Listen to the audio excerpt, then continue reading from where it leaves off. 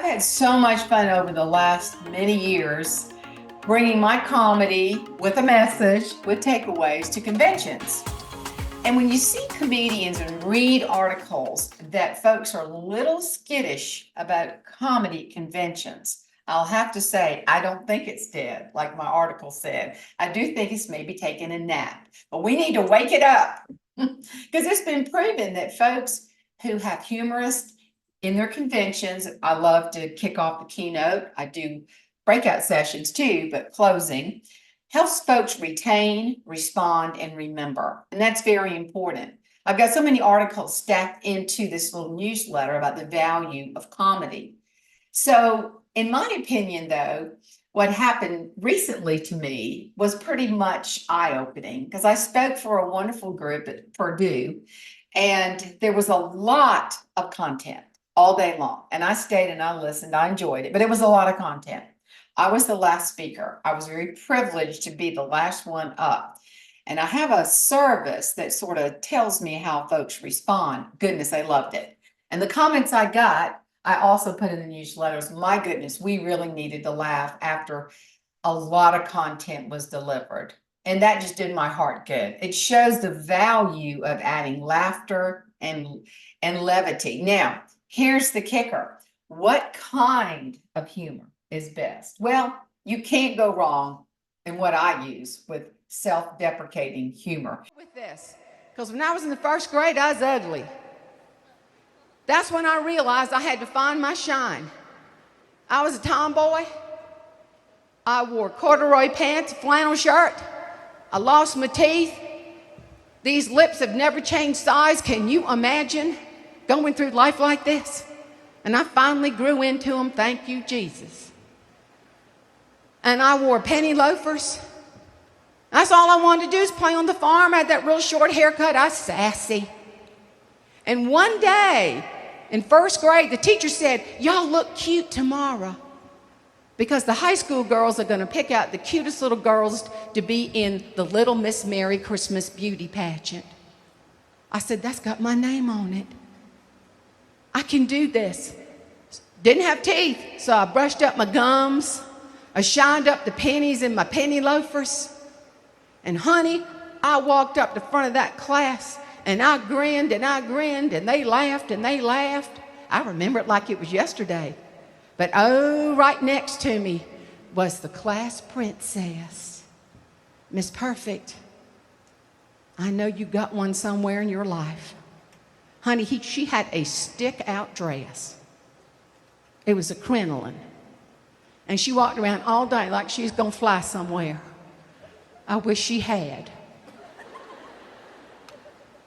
She had ruby red cheeks, and her mama put cherry lipstick all over her precious little lips, and she had her teeth. And then her mother put those pink spongy rollers in her hair the night before, and as we say in the South, her hair was jacked up to Jesus. And guess who got picked? Oh, the princess. But y'all got mad because I'm a farm girl. We don't give up. We figure out a way to make it happen. I was on the exact same bus route with that girl that laughed in my face, and I got up in her face. You know what I said? Excuse me? I play the harmonica. She said, well, you can be in our beauty pageant. I said, I know. And y'all, I sat down on that bus and a big old wave of panic washed over me because I don't play the harmonica. I was determined to get somehow on that stage. And my brother was working with the pageant. He said, Jane, we need a fish bowl. I said, I got one of those. So that night, I sat on the front row in a broken chair. I kept falling down. I didn't feel it. I just knew I was going down. And I watched those girls walk across the stage in those beautiful dresses and put their gloved hand in my fish bowl. I thought I was going to die. He said, you're going to do that one day. I said, how? We live in a tenant house. I don't have any teeth. And we don't have any money. My daddy didn't graduate from high school. He dropped out. But all things are possible because 17 years and 5 months later, I heard my name called in the wings of a stage in Atlantic City, New Jersey for the title of Miss America. And let me tell you, yeah, y'all, that's good stuff. Don't ever give up. You really need to have some kind of motivational, inspirational takeaway. And I love to do that too. I've got little short stories and I've got a clip of that as well. So in my opinion, no, humor is not dead. And meeting professionals need to pay attention to the value of having a humorist come to your convention. So in conclusion, oh no, we just need to wake up. The funny bone needs to be jolted a bit.